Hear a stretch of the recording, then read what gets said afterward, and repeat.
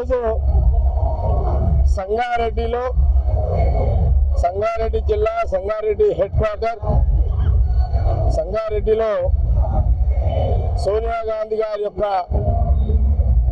Birthday సందర్భంలో సంగారెడ్డి నియోజకవర్గ పక్షాన సంగారెడ్డి కాంగ్రెస్ పార్టీ ముఖ్య నాయకులు, ముఖ్య కార్యకర్తలు, సమస్త కులాలు అందరము కూడా ఈరోజు 78వ సంవత్సరము సోనియా గాంధీ గారి యొక్క జన్మదిన వారి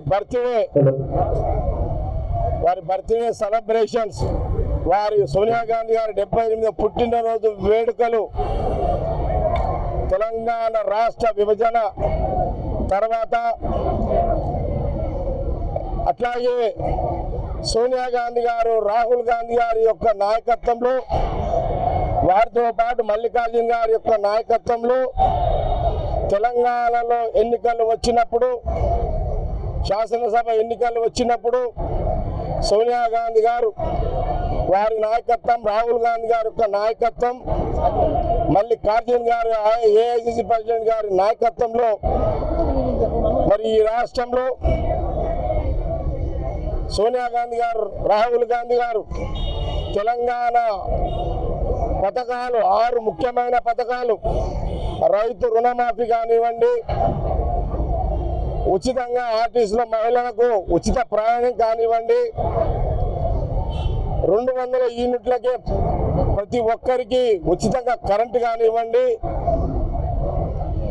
గ్యాస్ సిలిండర్ 500కే కానివ్వండి, గృహలక్ష్మి ప్రతి మహిళకు 2500 కానివ్వండి, అట్లాగే మరి ఇంకా అనేక పథకాలు, ఇంకా కొన్ని పథకాలు సోనియా గాంధీ, రాహుల్ గాంధీ గారు తెలంగాణ ప్రజలకు ఈ ముఖ్యమైన వాగ్దానం చేయడం జరిగింది. ఈ తెలంగాణ ప్రజలు సోనియా గాంధీ, రాహుల్ గాంధీ గారి యొక్క నాయకత్వంలో వారి మాటలు విశ్వసించి మరి ఈ రాష్ట్రానికి తెలంగాణ ప్రజలు అవకాశం కాంగ్రెస్ గవర్నమెంట్కి ఇచ్చినారు. మరి సోనియా గాంధీ గారు, రాహుల్ గాంధీ గారు ఈ రాష్ట్రానికి ముఖ్యమంత్రిగా సీఎం రేవంత్ రెడ్డి గారు చేయడం జరిగింది. ముఖ్యమంత్రి గారు రేవంత్ రెడ్డి గారు సంవత్సరం అయింది, ఈనాటికి సంవత్సరం అయింది. కాంగ్రెస్ ప్రభుత్వము, ముఖ్యమంత్రి రేవంత్ రెడ్డి గారు, వారితో పాటు క్యాబినెట్ మినిస్టర్లు, సీనియర్ నాయకుల క్యాబినెట్ మినిస్టర్లు అందరూ కూడా ప్రమాణ స్వీకారం చేశారు. చేసిన రోజు కూడా సోనియా గాంధీ, రాహుల్ గాంధీ గారు, మరి వారితో పాటు ఖార్గే గారు వారి ప్రమాణ స్వీకారానికి రావడం జరిగింది. ఆ రోజు నుంచి మొదలుకుంటే ముందుగా ఆ రోజు ముఖ్యమంత్రి రేవంత్ రెడ్డి గారు ట్రాన్స్పోర్ట్ మినిస్టర్గా మరి పొన్నం ప్రభాకర్ గారు, రాహుల్ గాంధీ, సోనియా గాంధీ నాయకత్వంలో ఉచితంగా ఈరోజు మహిళలందరూ కూడా ఈ తెలంగాణ రాష్ట్రంలో ఉచితంగా బస్సు ప్రయాణం చేస్తున్నారు. ఆ రోజు సోనియా గాంధీ గారు, రాహుల్ గాంధీ చెప్పిన దాంట్లో మరి ముందుగా ఈ మహిళ బస్సు ప్రయాణం మొదలైంది. దాని తర్వాత రాహుల్ గాంధీ గారు, సోనియా గాంధీ చెప్పిన దాంట్లో దాదాపు ఈ తెలంగాణలో ఉన్న రైతులు 40-45 లక్షల మంది రైతులకు 23-24 లక్షల మందికి ఇప్పటి వరకు లక్ష ఉన్న వాళ్ళకు లక్షన్నర దాదాపు 23 నుంచి 24 వేల మందికి 21,000 కోట్లు 22,000 కోట్లు ఇప్పటి వరకు రైతు రుణమాఫీ జరిగింది. ముఖ్యమంత్రి గారు చాలా స్పష్టంగా చెప్పారు రేవంత్ రెడ్డి గారు, ఖచ్చితంగా ఇంకొక 2 నెలలు అటో ఇటో తప్పకుండా ఆ మిగిలిన ఏదైతే 10 కోట్లు ఉన్నాయో అవి కూడా వేయడం జరుగుతుంది రైతులకు అని చెప్పడం జరిగింది. ఎప్పుడైనా సోనియా గాంధీ గారు, రాహుల్ గాంధీ గారు చెప్పిన మాట ఎప్పుడు కూడా వెనక్కి పోదు. దానికి నిదర్శనమే 2004 నుంచి 2014-13 వరకు తెలంగాణ రాష్ట్ర విభజన జరగాలి అని తెలంగాణ ప్రజలు కోరుకున్నారు.